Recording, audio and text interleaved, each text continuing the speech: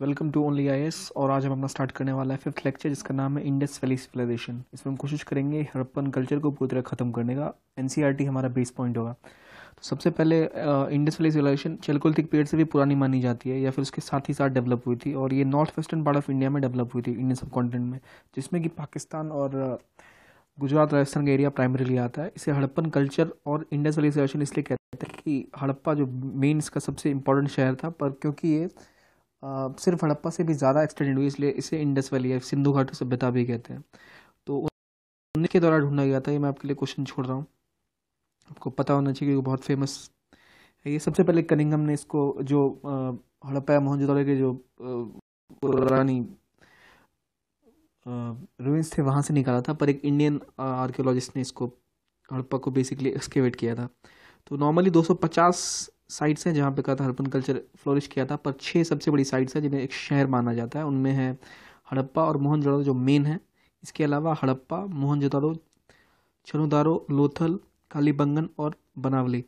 तो इसमें एक चीज़ आप याद रखिए कि कौन सी किस नदी के किनारे, हमें जानना चाहिए, क्योंकि क्वेश्चन ऐसे भी आ सकते हैं। जैसे हड़प्पा रावी के किनारे था, मोहनजोदड़ो सिंध, चंद्रगांव सिंध, लोथल साबरमती के किनारे, कर के किनारे, और बनावली साबरमती सरस्वती के किनारे। इससे आपको ये भी खास बात पता चलती है कि आपको उस पर्टिकुलर सिटी की लोकेशन पता चल जाती है।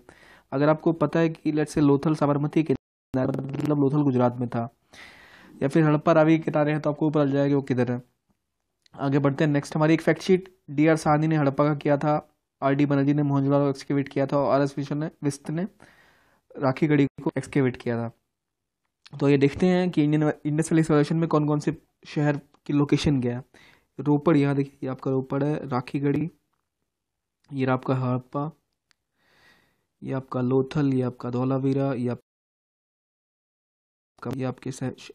मेन सिटीज़ हो गई, जिसको आपको लोकेशन वाइज याद कर लेना चाहिए, ज़्यादा बेटर होगा आपके लिए प्रीलिम से कुछ क्वेश्चंस देखने के लिए। अब अगर इसका एक ओरिजिनल सा मैप देखें तो आपको दिखेगा कि मोहनजोदाड़ो और हड़प्पा और ये सारी आपको, वही जो पिछले मैप पे 3D था 2D का आ जाएगा। तो आपको फिजिकल एक आइडिया लग जाएगा क्या कैसा एरिया था। ये ज़्यादा फर्टाइल था उस टाइम में, क्यों था वो भी हम देखेंगे। सो नेक्स्ट मूव करते हैं कि हड़प्पन कल्चर का बेसिकली जो मैच्योर फेज था वो कोस्टल सिटीज़ के इस रीजन में था, सुरकाडो और सुटका जेंडोर। ज़्यादा इंपॉर्टेंट नहीं है क्योंकि एनसीईआरटी मेंशन था, इसलिए मैंने इसे मेंशन किया है। अगर आप याद कर लें तो ज़्यादा बेटर है। टाउन प्लानिंग कल्चर की बात करें हड़प्पा की, तो इसके हर जगह अपने को, इनकी सबसे खास बात थी मोहनजोदड़ो और इंडस वैली सिविलाइजेशन की, कि इनके जो टाउन प्लानिंग थी वो दुनिया में उस ज़माने में बेस्ट मानी जाती है। हालांकि फिफ्थ सिविलाइजेशन थी, पर सबसे डेवलप थी, क्योंकि इनके जो सिटी का प्लानिंग था वो बहुत बेहतरीन था। उनमें हर जगह, हड़प्पा हो चाहे मोहनजोदड़ो, जो उनकी सबसे डेवलप सिटी थी, एक सिटाडेल मतलब किला और एक फोर्ट बना होता था, जिसके अंदर ब्रिक हाउसेस का इस्तेमाल होता था। सभी ऊपर महल था, और दूर से नॉर्मल लोगों के लिए छोटे घर हुआ करते थे, आम जनता के लिए। लेकिन ये बात कोई गारंटी नहीं है कि सबके छोटे होते थे, क्योंकि कई सारे large public building, market areas और छोटे मोटे प्राइवेट हाउसेज कहीं बाहर भी मिले हैं, जो मेन सिटाडेल के बाहर। देखिए होता क्या था कि अगर ये उनका टाउन है, तो एक साइड में सारे सिटाडेल फोर्ट वगैरह होते थे, और दूसरी साइड छोटे छोटे मकान होते थे। तो माना जाता था कि यहाँ कॉमनर रहते थे, मतलब आम लोग। पर कई जगह देखा गया है कि बाहर वाले एरियाज में भी बड़े बड़े मार्केट्स हैं, पर नॉर्मली ऐसा माना जाता है कि टाउन प्लानिंग में इन्होंने सीटाडेल वाला एक एरिया था, और दूसरी तरफ इनका कॉमनर्स का एरिया रहा करता था। ये देखिए, ये इंपॉर्टेंट है, पर क्योंकि मैं प्री को फोकस कर रहा हूँ तो मैंने ज़रा स्ट्रेस नहीं किया। अगर आप मेंस के लिए करें तो आपको एनसीईआरटी में इसको डीपली पढ़ लेना चाहिए कि स्ट्रक्चर एग्जैक्टली कैसा था। बाकी ये इसका बेसिक एक देख सकते हैं कि सब कुछ जो रोड थे क्रिस क्रॉस, मतलब चेस बोर्ड की तरह शहर बसा हुआ था इसका, और एंगल्स पे गलियां कटती थी, हर जगह सैनिटेशन था, सैनिटेशन में ध्यान रखा गया था। आपको मैन होल्स थे, और पूरा एक बेहतरीन सिस्टम का सिटी का सेटअप हड़प्पा कल्चर में था। आगे बढ़ते हैं। ग्रिड पैटर्न की बात हमने की, तो ग्रिड पैटर्न था जो आप इसमें आराम से देख सकते हैं कि ग्रिड साइक बना हुआ, जहाँ भी देखें ग्रिड पैटर्न। ये आपको 90 डिग्रीज पे कटता था पूरा शहर। और लास्ट स्ट्रीट्स होती थी जो नॉर्थ टू साउथ जाती थी, ईस्ट वेस्ट जाती थी, चारों से फोर्टिफिकेशन किया होता था। रोड एक दूसरे को राइट एंगल पे कट करते थे। सिटी को कई ब्लॉक्स में डिवाइड करते थे, जैसे इस फोटो में क्लियरली मेंशन्ड है। देखिए आप, ये एक ब्लॉक हो गया, जैसे फॉर एग्जांपल यहाँ पर भी आप दूसरा ब्लॉक देख सकते हो। तो कई सारे ब्लॉक्स में डिवाइड करते करा शहर को, और रोड्स 90 डिग्री पे थी, ग्रिड पैटर्न को फॉलो करते थे। हर सिटी के गेटवे पे एंट्रेंस था। और जैसे धौलावीरा में एक बड़ा सा साइन जिसपे इंस्क्रिप्शन जो दिखाता है कि वो लोग एग्जैक्टली निशानदेही भी करते थे कि कोई अगर शहर में कोई ग्रेनरी है या कोई भी डॉकयार्ड है तो शहर के ऊपर कुछ ऐसा बोर्ड सा लगा हुआ था जैसे आज के टाइम में हम करते हैं। ये धौलावीरा में मिला है एक बड़ा सा साइन बोर्ड। तो क्योंकि हमें उसे पता नहीं कि स्क्रिप्ट क्या थी, डिसाइफर नहीं हुई, तो हमें पता नहीं एग्जैक्टली लिखा क्या हुआ था, पर हमें पता लग जाता एग्जैक्टली कि था क्या उस टाइम में। और आगे हम देखें जो ग्रेट पाथ बहुत इंपॉर्टेंट है, ये मोहनजोदारो में ये मिला था। कहा जाता है कि ये रिचुअल बाथिंग के लिए, मतलब किसी शाही स्नान वगैरह के लिए इस्तेमाल किया जाता होगा। यहाँ आसपास सीढ़ियाँ थी, चेंजिंग रूम आसपास बने हुए थे यहाँ पे हर जगह, तो माना जाता है कि बहुत ही डेवलप्ड और बहुत बड़ा था ये। और आगे हम देखें तो मोहनजोदाड़ो में एक टैंक था, जैसे मैंने कहा आपको, सिटडल के किले किनारे। और हर स्टेप्स हर एक एंड पे स्टेप्स थे, साइड रूम्स थे चेंजिंग के लिए, फ्लोर बने हुए थे बर्न्ड ब्रिक्स के, जली हुई ईंटों के। और बड़े बड़े कुओं से पानी निकाला जाता था ताकि लोग शाही स्नान या फिर किसी धार्मिक रूप से इसका इस्तेमाल किया जाता है, ऐसा हम कह सकते हैं। यहाँ पर एक खास बात है कि बिटुमिन मतलब जैसे हम आज के रोड में भी यूज़ करते हैं, उसको बीच दो ईंटों के बीच में से रख के एक लेयर बना के डाल दिया। जैसे ये अगर बिटुमिन की लेयर है तो 2 ईंटें ऊपर नीचे डाल के इन्हें चिपका दिया जाता है, इससे काफ़ी स्ट्रांग होती थी ये।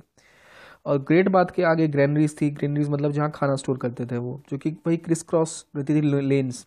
अगर ऐसी एक गली जा रही है तो एक गली यहाँ से जाती थी, तो क्रिस क्रॉस बना रहता था, जिसकी वजह से एक ज़्यादा बेहतर रोड ट्रांसपोर्ट या रोड का सिस्टम था। एक इम्पॉर्टेंट पॉइंट यह है कि जो ये ग्रेट पाथ है इसमें चेंजिंग रूम्स थे, जो दिखाता है कि कितने ज़्यादा वो कॉन्शियस थे इन चीज़ों को लेके। और ड्रेन्स बने हुए थे, बहुत बहुत अच्छे कुएं थे आसपास, तो पानी का इनलेट और आउटलेट दोनों की बहुत अच्छी व्यवस्था कर रखी थी उन्होंने। हड़प्पा, कालीबंगन और लोथल तीनों जगह बड़ी बड़ी ग्रेनरीज मिलती है। ग्रेनरीज और भी कई जगह मिलती हैं, पर यहाँ सबसे बड़ी ग्रेनरीज मिलती है। ग्रेनरीज में अपना खाना जमा करते थे, और कहा जाता है कि ये लोग भी काम के बदले अनाज योजना का इस्तेमाल करते थे। योजना नहीं, उस टाइम में ऐसा हुआ था होगा कि क्योंकि करेंसी का हमें पता नहीं है, तो शायद ये लोग बार्टर सिस्टम का इस्तेमाल करते थे। तो हड़प और मेसोपोटामिया में इसी टाइम में इसी प्रकार से लोगों को पैसे के बदले अनाज दिया जाता था। हड़प्पा में जो ग्रेट ग्रेनरी थी वो सर्कुलर ब्रिक प्लेटफॉर्म के आसपास है, जिससे पता चलता है कि उन्होंने वहाँ पर थ्रेशिंग की भी व्यवस्था अंदर कर रखी थी। होता क्या था, ग्रीनरी के आसपास फ्लोर पे उन्होंने सर्कुलर ब्रिक प्लेटफॉर्म बनाए हुए थे ऐसे, जिसके ऊपर वो उसको थ्रेशिंग कर पाए, मतलब अनाज के दाने अलग कर पाए। और बर्न ब्रिक का इस्तेमाल होता था उस टाइम में। और अगर हम आगे जाएं तो कालीबंगन में भी ब्रिक प्लेटफॉर्म मिलता है जो ग्रेनरीज के लिए था। तो कालीबंगन, लोथल, हड़प्पा या मोहनजोदड़ो चारों तरफ हमें ग्रेनरी मिलती है। और ये इन लोगों को आयरन के बारे में पता नहीं था, जिसकी वजह से शायद इनकी सिविलाइजेशन डिक्लाइन हुई, जब ये आयरन से हारे, या फिर और भी कोई कई जगह पे डिसएडवांटेज था इनको in terms of iron knowledge को लेकर। आगे बढ़ते हैं। हड़प्पा के ग्रेनरीज और वॉल को अगर हम देखें तो प्राइमरीली ये अगर इनकी ग्रीनरी है और ये इनकी वेल्स है। वेल्स आप देख सकते हैं, ये ना वेल काफ़ी वेल जैसे आज के ज़माने में दिखता है लगभग वैसा ही है। तो हमें पता लगता है कि इतने सालों पहले, हज़ारों सालों पहले भी कितनी डेवलप्ड इनकी प्लानिंग थी, टाउन प्लानिंग, जो इनका सबसे इंपॉर्टेंट पार्ट है। आपको अगर प्रॉब्लम हो तो आप मैप्स एनसीईआरटीज भी रेफर कर सकते हैं, पर आई थिंक ये फोटोज़ ये लगभग लेक्चर मैंने सब ऑलमोस्ट कवर किया है, पर for reference you can do that. अब आगे बात करते हैं ड्रेनेज की, जो इनका मोस्ट इंपॉर्टेंट पार्ट था, जो हम आज भी, हमारा ड्रेनेज अच्छा नहीं है इंडिया एज एन आज 21वीं सदी में भी, पर उससे इनका ड्रेनेज बहुत ही अच्छा हुआ करता था। हर एक घर में एक आंगन हुआ करता था, कोर्टयार्ड और एक बाथरूम, और सभी बाथरूम और वेल्स होते थे हर जगह। और खास बात थी कि बाथरूम और किचन जैसे डायगोनली अपोजिट साइड में होगा। बाथरूम यहाँ है तो किचन यहाँ होगा। और वाटर जो था वो हाउस से पहले निकलता था, जो भी होता था वो अपनी गलियों में जाता था, स्ट्रीट्स में ड्रेन थे।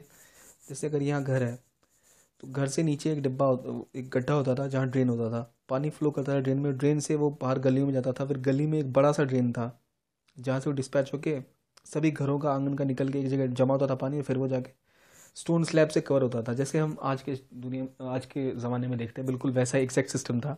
स्ट्रीट ड्रेन्स में मैन होल्स लगे हुए थे ताकि वो बार बार साफ़ हो सके। मतलब ये आप इमेजिन कर सकते हैं, बिल्कुल आज की मॉडर्न सिटी की तरह इनका ड्रेनेज सिस्टम था। तो हड़प्पन ड्रेनेज सिस्टम कैसा था, अगर आपको डिफाइन करना आपको नहीं भी पता तो मॉडर्न ड्रेनेज सिस्टम भी बता देंगे, तो एक्जैक्टली सेम है।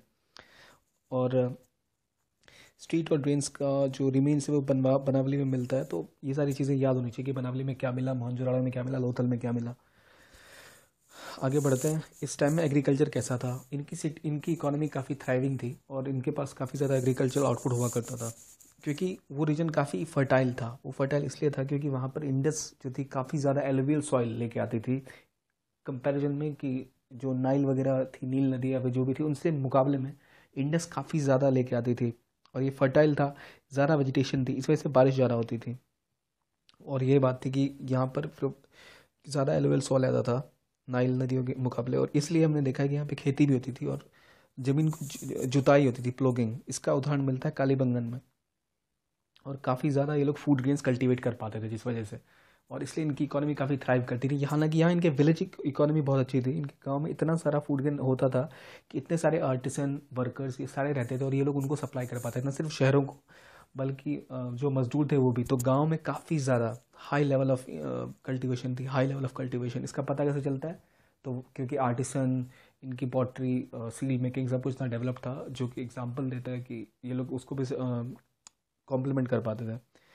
Next we move on to our next point which is कि क्या क्या इनके यहाँ से बेसिकली प्रोडक्शन होता था। तो wheat, barley, सेसम, mustard, rice, almost सारे ग्रेन्स, रागी वगैरह सब कुछ होता था।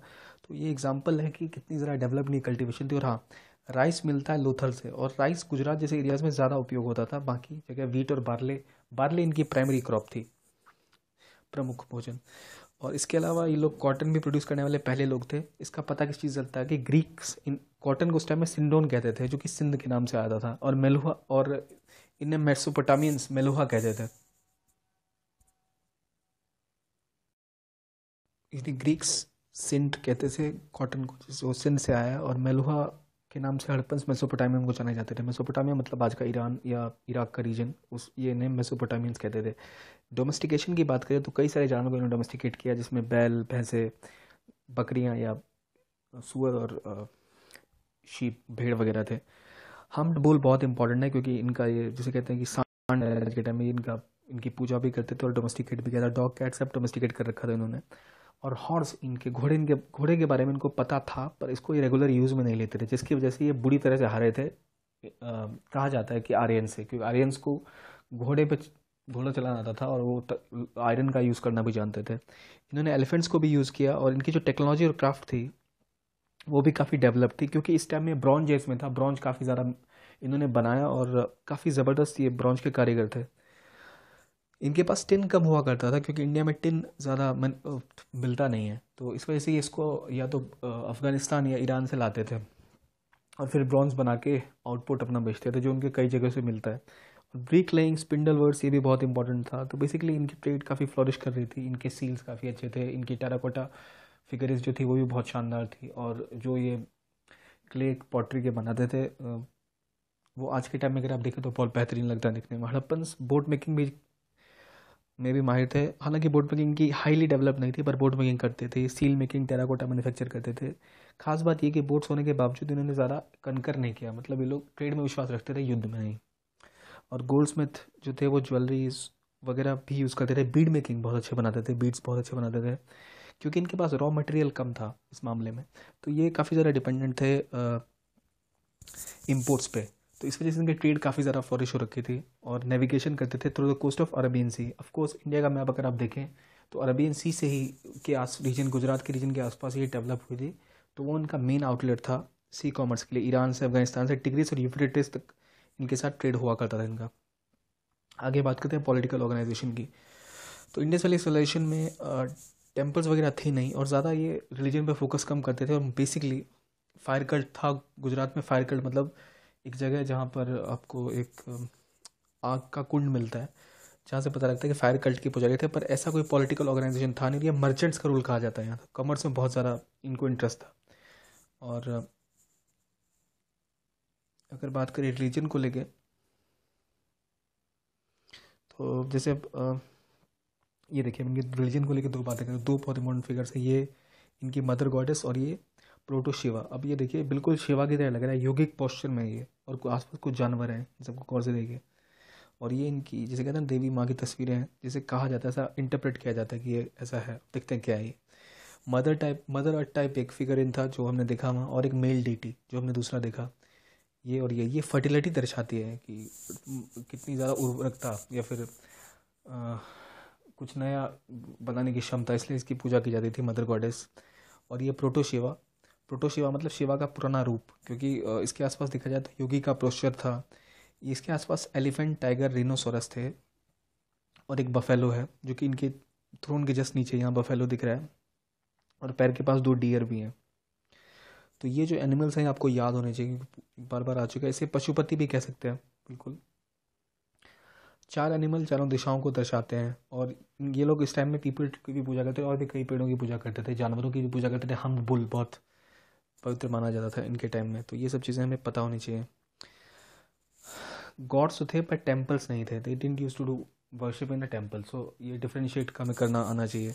कई सारे एमुलेट्स थे जिन्हें ये अपने हाथ पे या फिर कमर में बांधा करते, जो दिखाता है इनको लगता था कि बुरी नज़र या भूतों में विश्वास रखते थे, तो हमारी तरह ये भी अंधविश्वासी थे। और क्योंकि इनकी स्क्रिप्ट अभी तक डिसाइफर नहीं हुई है तो हमें पता नहीं एग्जैक्टली कहना क्या चाहते थे, पर सील्स में एक कम वर्ड यूज़ करते थे, पर सील्स शायद ट्रेड या आइडेंटिफिकेशन के काम आता था। इनकी स्क्रिप्ट पिक्टोग्राफिकल थी, मतलब उसमें तस्वीरें बनी होती थी जैसे कि इजिप्शियन स्क्रिप्ट है वैसी ही। और ये वेइंग टूल्स का भी यूज़ करते थे क्योंकि ट्रेड बहुत ज़्यादा था, तो ये चीज़ों को नापना, उनकी साइज़ और मेजरमेंट सब कुछ बहुत सही तरीके से कर पाते थे, तो काफ़ी डेवलप्ड इनका कल्चर रहा सब कुछ को लेकर। सबसे खास बात इनकी सील्स की थी। सील्स बहुत हाई क्वालिटी के थे, जो आज भी देखेंगे तो खिलौने के जैसे लगते हैं प्रेजेंट टाइम्स के। तो सील्स लगभग 2000 से ऊपर थे, और जनरली अपने सील्स में एनिमल्स को डिपिक्ट करते थे। और काफ़ी ज़्यादा इमेजेस जो मेटल की इन्होंने बनाई, डांसिंग वुमेन बेस्ट इनका एग्जांपल है जो बहुत हाई क्वालिटी के हैं। ये रही हमारी डांसिंग वुमेन जिसकी हम बात कर रहे हैं, काफ़ी उस टाइम के हिसाब से बहुत बेहतरीन ये कल्चर है। इसको आप और से देखें तो इन्होंने गले में नेकलेस पहना है, जो दिखाता है कि लोग नेकलेस पहनना पसंद करते थे। मेकअप का उपयोग करते थे हड़प्पन लोग। क्लोथ्स काफ़ी अच्छी क्वालिटी के पहनते थे उस टाइम के हिसाब से, कॉटन का यूज़ आता था इनको। और टेराकोटा फिगरिन जो दूसरी चीज़ होती थी वो लो क्वालिटी का होता था सील से थोड़ा, तो इसका मतलब है कि हाई क्वालिटी लोगों के लिए, लो क्वालिटी लोगों के लिए। और आपने देखा होगा कि शहर भी इनका ऐसा था, एक तरफ सीटाडेल था मतलब किले वगैरह था, दूसरी तरफ आम लोगों के घर थे जो छोटे हुआ करते साइज में, पर दोनों जगह ग्रिड पैटर्न होता था और घरों का सिस्टम बड़ा अच्छा होता था। टेराकोटा फिगर अनसोफिस्टिकेटेड थे जिसमें मैन वुमेन एनिमल सब कुछ डिपेक्ट होते थे, तो हर चीज़ को लोग दिखाते थे डिपेक्ट करके। और फिगरिन बनते कहते थे फायर ब्लेड अर्थन क्ले, इसका यूज़ करते थे लोग टेराकोटा की तरह। मतलब इन्होंने ये क्ले को एक उसमें डाल के जलाते थे, जो वो मजबूत होता, जिसके बाद वो काफ़ी सख्त हो जाता था, जैसे जो ये अपना कोई भी मॉडल बना सकते थे। आगे की बात करें तो इसके बाद हड़प्पन कल्चर को देखें तो कभी एग्जिस्ट करता था, तो 2500 बीसी से लेकर 1750 बीसी तक ये था। और इसका मैच्योर फेज़ था 2500 2200 से 2000 बीसी के बीच में, 400 साल जो थे। तो अगर हम देखें इनका जीवन का स्तर लगभग बराबर ही रहा, चाहे मैच्योर फेज़ हो चाहे निचला फेज़ हो। मैच्योर फेज़ में थोड़ा बढ़ा, जिसका पता हमें कैसे लगता है, हमें पता लगता है कि पॉटरी का जो डिज़ाइन था या क्वालिटी थी उनकी, जो चीज़ें मिलती हैं वो बाद के फेजेस में थोड़ी कम हुई, तो दिखाता है कि पहले कम था फिर बढ़ा क्वालिटी फिर लो हो गया थोड़ा सा, बट ज़्यादा ओवरऑल इनकी लाइफ स्टाइल यूनिफॉर्म रही, मतलब एक जैसी ही रही। अब आगे देखते हैं कि ये ख़त्म कैसे हुआ इंडस्ट्रियल एक्सलेशन। अब देखिए इसकी एक तो कई सारे एजम्पन्स हैं, कोई गारंटीड पता नहीं है, जस्ट एजम्पन्स। तो एजम्पन्स की बात करते हैं तो सबसे पहले कि कहा जाता है कि इनकी फर्टिलिटी डिक्रीज होने लग गई क्योंकि पॉपुलेशन ज़्यादा हो गई थी, और फर्टिलिटी घटने लगी क्यों, क्योंकि आसपास डेजर्ट बढ़ गए थे, और इसकी वजह से सैलिनिटी मतलब ज़मीन की बढ़ गई, और ये लोग इतना नहीं उपजा पाते थे कि इनकी पूरी इतनी बड़ी पॉपुलेशन का ध्यान रख पाए। दूसरा फ्लड्स, कहता है कि इंडस और सरस्वती रिवर्स में फ्लड्स आ गए जिसकी वजह से लोग तबाह हो गए। तीसरा ये भी है कि आर्यंस ने अटैक किया, जो सबसे मेन माना जाता है। वो हॉर्स आइडल थे, बारबरियंस थे, उन्हें आयरन यूज़ करना आता था, टूल्स उनके पास, तो उन्होंने उनको ख़त्म कर दिया। इनके एग्जाम्पल्स ऐसे मिलते हैं कि कई सारी डेड बॉडीज़ मिलती हैं एक जगह, पर ये सारे कोई गारंटी के साथ नहीं कह सकते क्या है, हम अभी तक सिर्फ एज्यूम कर सकते हैं। फिर एक ये भी है कि science of insecurity and violence, कि इनकी वैसे लोग पीस लविंग थे, पर बाद के पीरियड में कई जगह आपको ढेर मिलते हैं ज्वेलरी के, या फिर कई जगह खोपड़ियों के ढेर मिलते हैं, जिससे लगता है कि शायद कोई सूखा आया होगा या कुछ ऐसा हुआ होगा कि लोग वायलेंस की वजह से मारे गए, एथनिक वायलेंस टाइप कुछ उस टाइम में हुआ हो। तो ये बेसिक रीज़न, ये 4-5 रीज़न है जो माने जाते हैं, एज्यूम किए जाते हैं इसकी वजह। तो क्योंकि देखिए पहला जो है ये फ्लड क्यों माना जाता है, क्योंकि हर साल रिवर अपना रिवर कोर्स चेंज करती है, तो कहा जाता है कि उस टाइम में शायद उस रिवर ने अपना कोर्स चेंज किया होगा इंडस ने, इस वजह से मेन सिटीज इनकी बर्बाद हो गई। आर्यंस उसके बाद का कल्चर है जो दिखाता है कि उनकी काफ़ी लिविंग स्टैंडर्ड लो थी, तो वो दिखाता है शायद उन्हें हमला करके इनको मार डाला। इनसिक्योरिटी वायलेंस इसलिए कि यहाँ पर कई सारे होर्ड्स मिलते हैं ज्वेलरी के और स्कल्स के, जो दिखाता है कि स्कल्स जमा एक साथ, मतलब कुछ अटैक हुआ या सूखा आया, कुछ भी हो सकता है। या फिर फर्टिलिटी डिक्रीज होने का कारण कहते हैं कि सुखाड़ आ गया, वो लोग मर गए। तो ये सारे पांचों रीजन है जिनकी वजह से ऐसा होता है। ये 5 मेन रीजंस हैं। आगे बढ़ते हैं। अब हम रिवीजन करते हैं जो हमने अभी तक पढ़ा कि इंडस वैली के लोग किसकी पूजा करते थे? विष्णु की, इंद्र की, प्रोटोशिवा की, अरुण की। बताइए। काफ़ी सिंपल है ये। इसका आंसर होगा प्रोटोशिवा, सी। और अगला है हमारा, which side gave the evidence of rice? हमें राइस का एविडेंस कहाँ से मिला? मैंने मेंशन किया था हमें कहाँ से मिला। तो हम बताइए, कालीबंगन, लोथल, राखीगढ़ी, हड़प्पा। हमें राइस का एविडेंस मिलता है लोथल से, तो इसका आंसर होगा बी। तो लोथल से मिलता है। लोथल कहाँ है? गुजरात में। किस नदी के किनारे? साबरमती किनारे। कालीबंगन से क्या मिलता है? राखीगढ़ी से क्या मिलता है? वो सब पता होना चाहिए। और अब आगे बढ़ते हैं। इंडस रीजन को मेलुहा के नाम से कौन जानते थे? फिर इजी आंसर है मेसोपोटामियंस। तो आपको ये भी याद होना चाहिए ग्रीक्स कॉटन क्या कहते थे। और आगे चलते हैं। एविडेंस ऑफ प्लॉगिंग कहाँ से आता है? कालीबंगन से। तो और बाकी लोथल से क्या मिला, कालीबंगन, मोहनजोदड़ो, राखीगढ़ी से क्या क्या मिला, आपको सब पता होना चाहिए, चारों ऑप्शंस। तो मैं आपके लिए छोड़ रहा हूँ, इस पर आप काम करें। तो हमारी सीरीज़ ऑलमोस्ट ख़त्म हो गई है। अब इसके बाद हमारे कुछ टॉपिक्स हो गए। एक वीक में एक वीडियो आएगी जिसमें आपको सारे क्वेश्चंस, एक एमसीक्यू का सेट मिल जाएगा जिसमें हम सारा कुछ रिवाइज करेंगे पिछला। So please do continue watching the videos. और thank you very much for watching this videos. और नेक्स्ट हम करेंगे Vedic period. Thank you very much.